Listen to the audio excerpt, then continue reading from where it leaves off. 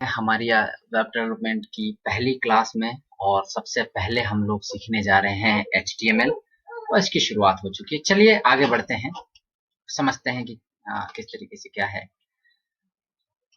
तो सबसे पहले HTML के बारे में जान लेते हैं कि HTML क्या है। तो यहाँ पे जो मैंने लिख रखा है उसको मैं आपको पढ़ के सुना रहा हूँ। HTML का पूरा नाम हाइपर टेक्स्ट मार्कअप लैंग्वेज है। इसका प्रयोग वेब पेज यानी वेबसाइट बनाने के लिए किया जाता है। इसे सन 1990 में टिम बर्नर्स-ली द्वारा बनाया गया। इसमें HTML का एक डॉक्यूमेंट बनाया जाता है या जिसे कहें प्रोग्राम बनाए जाते हैं, जिसे वेब ब्राउजर द्वारा रीड किया जाता है। अर्थात इसमें कोडिंग करने के लिए किसी भी साधारण टेक्स्ट एडिटर जैसे कि नोटपैड में HTML की कोडिंग करते हुए उसे .html एक्सटेंशन के साथ में सेव किया जाता है और आउटपुट के लिए उसे वेब ब्राउजर जैसे कि क्रोम, ओपेरा, इंटरनेट एक्सप्लोरर आदि में ओपन किया जा सकता है। ओके, तो चलिए थोड़ा सा इसे गहराई से समझ लेते हैं। मान लियो आप कोई भी वेबसाइट पर जा रहे हैं, ठीक है? तो आप इसे चलिए इसे समझते हैं सही तरीके से। तो मान लियो आप किसी भी वेबसाइट पे जाते हैं, जैसे कि मैंने कुछ भी सर्च किया, तो यहाँ से एक वेबसाइट ओपन होगी, आप गूगल पे ही ओपन हो रहा है, या आप कहें तो बहुत सारी अलग-अलग वेबसाइट भी जो है वो हम लोग जो है ओपन कर सकते हैं। हम लोग इसे कंट्रोल शिफ्ट आई करते हैं यहाँ से, यानी इसे इंस्पेक्ट करना कहते हैं। हम लोग एक्चुअली इसकी कोडिंग देख रहे हैं कि इसके पीछे जो है वो किस तरीके की कोडिंग चल रही है। तो आपको यहाँ से समझ में आएगा कि HTML कितनी वैल्यू रखता है वेब डेवलपमेंट, और इसे हम लोग कहें कि वैसी ही है जैसे मकान जो है बिना नींव के अधूरा है, पूरी तरीके से उसका कोई सेंस नहीं है। सेम चीज यहाँ पे है, हमें HTML जो है मेन चीज है यहाँ की, ठीक है। ओके, तो अगर आप देख रहे होंगे तो यहाँ पर कुछ कोड सा लिखा हुआ है इंग्लिश भाषा में। तो यही है HTML का कोड, और इसी कोड से ये आउटपुट आ रहा है या ये जो है वेबसाइट बनी हुई है। तो इसलिए यही जो है वो आपकी HTML है। ओके, तो चलिए हम लोग प्रेजेंटेशन में आगे बढ़ते हैं और समझते हैं आगे वाली चीजों को। ठीक है, तो HTML का हमें जो है पहला प्रोग्राम करना है, फर्स्ट प्रोग्राम जो मैंने स्टेप्स यहाँ पे लिख रखे हैं कि सबसे पहला स्टेप है आपको स्टार्ट मेन्यू में ऑल प्रोग्राम पे क्लिक करते हुए एक्सेसरीज में नोटपैड को ओपन करना है और नोटपैड में निम्नलिखित कोड जो है आपको डालना है। इसके बाद में सेकंड स्टेप आपका ये रहेगा कि आपको ये कोड जो है वो पुट करना है। देन स्टेप 3 ये रहेगा कि नोटपैड के फाइल मेन्यू में जाकर इसे सेव पे क्लिक करते हुए इस पे डेस्कटॉप लोकेशन पर .html एक्सटेंशन के साथ में सेव करना है, यानी इस फाइल को सेव करनी है किसी भी तरीके से, बट एक्सटेंशन जो है वो .html होना चाहिए। फोर्थ स्टेप ये होगा कि अब इस फाइल को डेस्कटॉप पे जाके आप ओपन कर लीजिए, यानी आपको उसे जो है आपके ब्राउजर में ओपन करना है। चलिए इस काम को करते हैं हम लोग। तो अगर जैसे कि मैं विंडोज 10 यूज कर रहा हूँ तो मेरे यहाँ पर मैं डायरेक्ट सर्च कर सकता हूँ। तो मैं नोटपैड यहाँ पे लिख रहा हूँ और सिंपल जो आपका नोटपैड है उसे मैं ओपन कर रहा हूँ और यहाँ से मैं कोडिंग जो है लिखना शुरू कर रहा हूँ। तो यहाँ से सबसे पहले हम लोग लिखते हैं HTML कुछ इस तरीके से और इसे बंद भी कर देते हैं, और बाद में आपको समझाएंगे कि ये जो HTML लिखा है इसे हम लोग क्या कहते हैं, किस तरीके से करते हैं। तो फिलहाल के लिए तो केवल जस्ट आप इसे समझ लीजिए कि ये क्या है, ठीक है।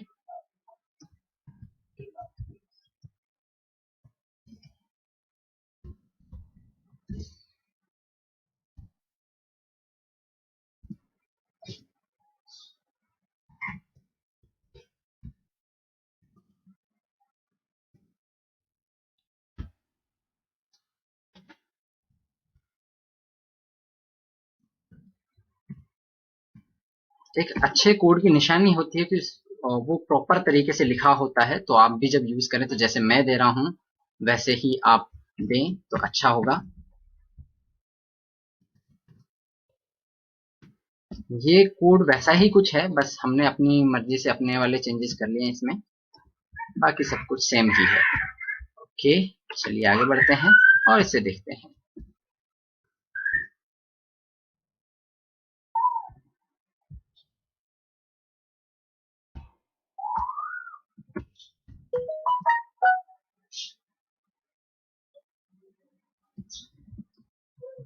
इसे सेव करते हैं, यानी मैंने कंट्रोल एस यहाँ से पुट किया है, या अगर आप समझना चाहें तो मैं यहाँ से फाइल में सेव मेन्यू पे क्लिक करूंगा और यहाँ पर डेस्कटॉप लोकेशन पे मैं जो है इसे सेव कर रहा हूँ और मैं इसे दे रहा हूँ फर्स्ट प्रोग्राम का नेम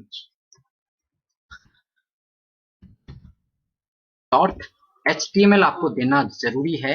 अगर आप इसका एक्सटेंशन .html नहीं देंगे तो आपका प्रोग्राम जो है वो एग्जीक्यूट नहीं हो पाएगा। चलिए हम लोग इसे ओपन कर लेते हैं और समझते हैं इसे। तो आपको इसके लिए डेस्कटॉप पे जाना होगा, आपका जो भी डेस्कटॉप है। जैसे मैं डेस्कटॉप पे आ गया हूँ, डेस्कटॉप पे ये रहा मेरा फर्स्ट प्रोग्राम। तो ये अगर अभी ओपन होगा तो ये इंटरनेट आपके ओपेरा में ओपन होगा। आप चाहें तो आप इसे, जैसे आपका होगा तो आपके जैसे क्रोम होगा तो क्रोम का कुछ ऐसा आइकन बना हुआ आएगा इस पे। फर्स्ट प्रोग्राम आप देख ही रहे होंगे, यहाँ पे शो हो रहा है और मैंने इसको ओपन किया है तो ये आपका ओपन हो जाएगा और ये आउटपुट जो है आपका शो करेगा। ठीक है, तो आप यहाँ पे देख सकते हैं, पहले तो यहाँ पे लिखा हुआ है जागृति गुरुकुल, जो कि रहता है किसी भी वेब पेज का टाइटल। और यहाँ पर अधिकतर जो है हम लोग कोई ब्लॉग लिखते हैं तो उसका टाइटल, या फिर अगर हमारी वेबसाइट है तो उसको लिखते हैं। और यहाँ पर आया मेरा कंटेंट जो मैंने पी टैग बनाया है पैराग्राफ की तरीके से। तो ये सक्सेसफुली हमारा पहला प्रोग्राम जो है वो बन गया है। अब मैंने, आपको सवाल उठता होगा आपके मन में कि मैंने इसे सिंपल नोटपैड में क्यों करवाया है। तो इसके पीछे ये कारण है कि अगर होता यह है कि जो बच्चे हैं वो ये समझ लेते हैं कि नोटपैड में काम करना मतलब HTML, तो ये नहीं है। आपका भ्रम मैं तोड़ दूं, या कभी कभी लोगों को लगता है कि नोटपैड प्लस प्लस में काम करना मतलब HTML में बनाना, या फिर जो आपका सबलाइन टेक्स्ट है उसमें काम करने का मतलब आप वेब डेवलपमेंट वहां कर रहे हो या HTML वहां पे बना रहे हो। ऐसा नहीं है, ये केवल सिंपल टेक्स्ट एडिटर है, यानी ये टेक्स्ट को एडिट कर सकते हैं, उसको सेव कर सकते हैं, इसलिए हम इसे यूज करते हैं। तो ये जो नोटपैड है ये सबके आपके लैपटॉप में होता ही होता है। इससे हम लोग जो है वो एक स्टेप आगे बढ़ते हैं और बात करते हैं नोटपैड प्लस प्लस की। तो यहाँ पे आपको सर्च कर लेना है नोटपैड प्लस प्लस डाउनलोड, और इसे आपको डाउनलोड और इंस्टॉल कर लेना है।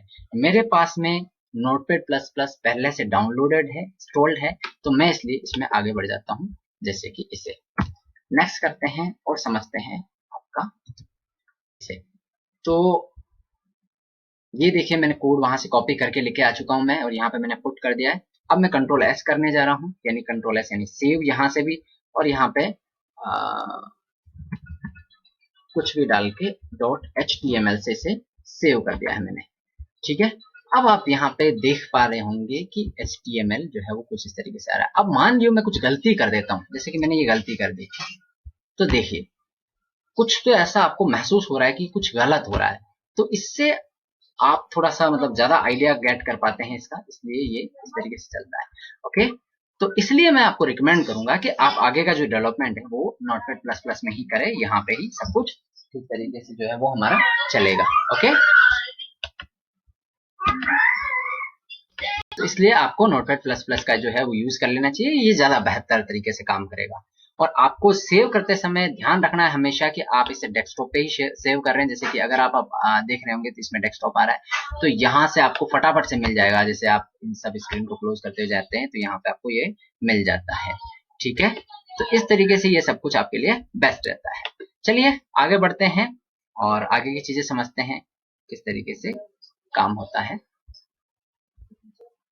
तो ये आपका पहला प्रोग्राम था और आपने इसे समझा और इस तरीके का कुछ आपका आउटपुट आना चाहिए था, जो मैंने दिखाया भी सही आपको।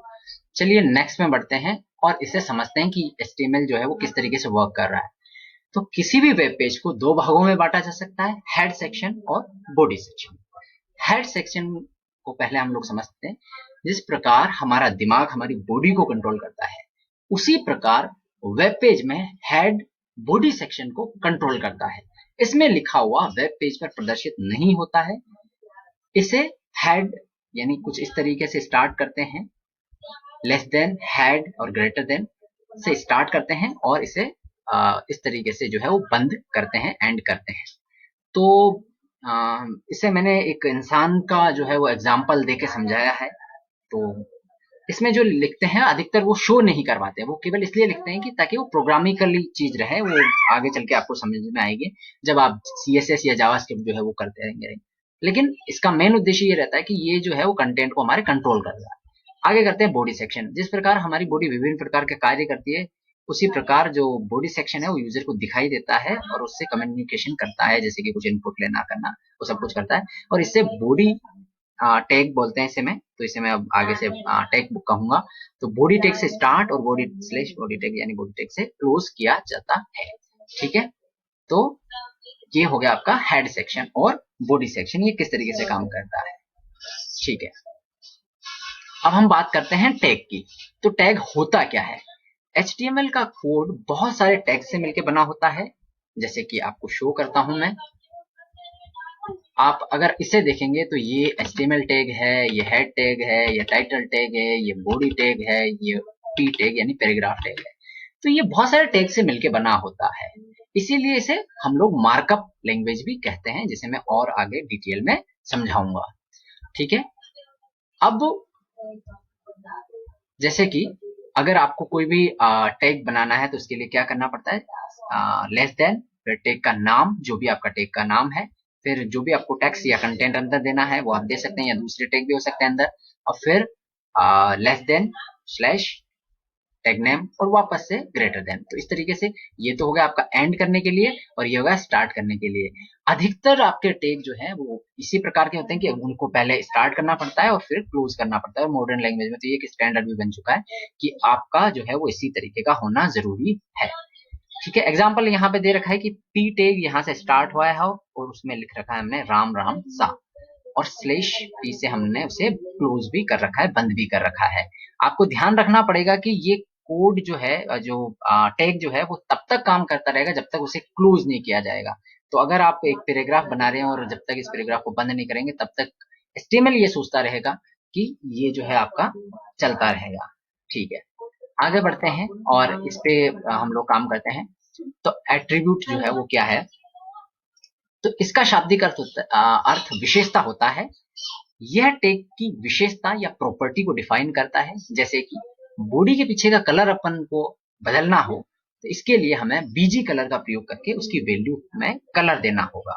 जैसे कि ये देखिए, आप यहाँ पे टैग नेम देते हैं, यानी स्टार्ट वाले में, आप इसे एंड वाले में नहीं दे सकते। जब आप स्टार्ट कर रहे होते हैं तो यहाँ पे एट्रीब्यूट नेम, जो भी आपका एट्रीब्यूट का नेम होता है वो दे देते हैं, इक्वल टू, फिर आपको इस तरीके से स्टार्ट करना है, वैल्यू देनी है आपकी, फिर इसमें ये देना है, आपको बंद करना है, और फिर आपका आगे का जो क्लोजिंग टैग है या अंदर का कंटेंट आ सकता है, बट आपको टैग केवल जो है वो स्टार्ट वाले टैग में ही देना है, इस तरीके से।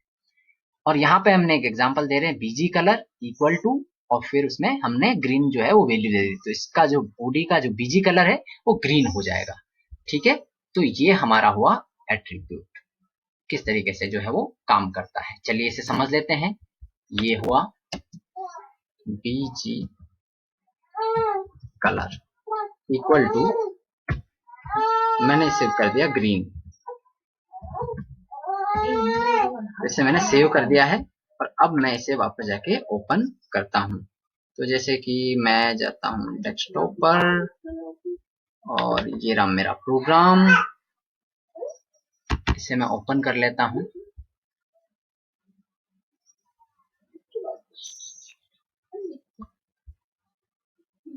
देखिए, इसके पीछे का पूरा जो कंटेंट है वो पूरा है आपका ग्रीन हो चुका है। उसका कारण ये कि हमने उसे किया है, हमने उसकी जो है वो प्रॉपर्टी डिफाइन की है, या जिसे कह सकते हैं एट्रीब्यूट डिफाइन किया है यहाँ पे बीजी कलर। ऐसे बहुत सारे एट्रीब्यूट होते हैं और आगे चल के आगे की क्लासेस में हम लोग समझेंगे। तो यहाँ पर इस तरीके से आपको जो है वो कोडिंग करनी है, और ध्यान रखना है, अगर आप जैसे कि मान लो कोई भी टैग है वो क्लोज नहीं करते हैं तो हो सकता है कि इस तरीके से आपका आउटपुट गलत आ जाए। तो आपको ध्यान रखना है हमेशा कि ये सही तरीके से आप जो है वो काम करो। अब हम लोग दीक्षा की बात कर लेते हैं कि अगर आप हमारी वेब डेवलपमेंट की क्लास कर रहे हो तो आपको दीक्षा लेनी जरूरी है। दीक्षा का शाब्दिक जो अर्थ है वो होता है इनिशियलाइज करना। जैसे आप किसी वेरिएबल को इनिशियलाइज करते हैं तो वो वैल्यू जो है वो आपके पूरे प्रोग्राम में काम आती है। वैसे ही यहाँ पर ये है कि आप इस मंत्र को ध्यान में रखिए। ये मैं आपको मंत्र दीक्षा देने जा रहा हूँ हमारे गुरुकुल की ओर से। तो इसमें आपको ध्यान रखना है कि आपको जो मैं चीज बता रहा हूँ इसे हमेशा जब भी आप प्रोग्राम कर रहे हो, जब भी आप काम कर रहे हो, तो आपको हमेशा ध्यान में रखना। सबसे पहला स्टेप रहेगा कि अंडरस्टैंड द रिक्वायरमेंट। हमेशा आपको रिक्वायरमेंट को समझना कि आपको करना क्या है, काम क्या करना चाहते हो आप, क्योंकि वही आपका आधार होता है, वही बेस होता है, उसी के ऊपर सब कुछ काम होता है। तो जब तक आप क्लियर नहीं हो कि आपको काम क्या करना है, तब तक आगे मत बढ़िएगा, वहीं पे आप रुक जाएगा। लेकिन सबसे पहला आपको काम है कि आप रिक्वायरमेंट को समझें। फिर दूसरा स्टेप जो होता है वो होता है कि आपको क्रिएट द लॉजिक, आपको लॉजिक क्रिएट करना है कि किस तरीके से आप जो है इस रिक्वायरमेंट को इम्प्लीमेंट करने वाले हो अपनी टेक्नोलॉजी में, चाहे वो किसी भी प्रकार की हो। जैसे कि आप वेब डेवलपमेंट है तो वेब डेवलपमेंट में आप प्रोग्राम में लिखने वाले क्या हो, किस तरीके का लॉजिक आप पुट करने वाले हो। जैसे कि हम एक रिक्वायरमेंट लेते हैं, तो रिक्वायरमेंट ये है कि किसी यूजर को ये काम चाहिए था कि वो एज एंटर करे और उसे पता चल जाए कि वो वोट दे सकता है या नहीं दे सकता है। तो इसमें हमें ये भी ध्यान रखना है लॉजिक क्रिएट करते समय कि वो सबसे बेस्ट अप्रोच हो, ठीक है। तो हमने लॉजिक ये क्रिएट किया है कि हमारे पास में जैसे ये रिक्वायरमेंट आई तो हमें फट से क्लिक हो गया कि जो व्यक्ति 18 साल से ऊपर, 18 साल का या 18 साल से ऊपर का होता है, वो जो है वो आपका वोट दे सकता है।